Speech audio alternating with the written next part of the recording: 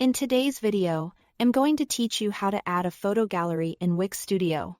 To get started, open your website in the Wix Studio editor and go to the page where you want the photo gallery to appear. Once you are on the correct page, add a section in the area where you want to place the gallery. This helps keep your layout organized and gives the gallery its own dedicated space, which is especially useful if you want your images to stand out clearly within the design of the page. After that, look to the top left corner of your screen and click the plus icon to open Add Elements. From there, go to Media, then choose Pro Galleries. Wix Studio offers several gallery styles, so take a moment to pick the layout that fits your site best. For example, a standard grid works well for a clean and balanced look, while a masonry layout can feel more dynamic and modern. Once you've chosen the style you want, drag it directly onto your canvas and position it inside the section you created. When the gallery is added, you will notice that it comes with sample images by default.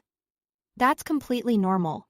Click on the gallery and from the floating toolbar, choose Manage Media. This is where you can control the images shown inside the gallery.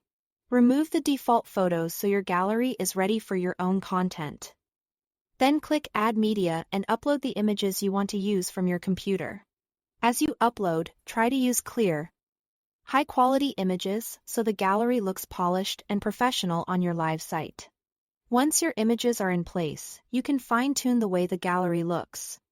Select the gallery again and open Inspector or Settings. Here, you can adjust important design options like the number of columns, the grid ratio, the spacing between images, hover effects, and any text settings connected to the gallery. These controls let you match the gallery to the overall style of your website, so it feels intentional and visually consistent rather than just dropped onto the page. As you make changes, it's a good idea to step back and preview the section to make sure the spacing and image arrangement feel balanced. Small adjustments can make a big difference in how professional the final result looks. Then click Publish. That's all to it. Thanks for watching.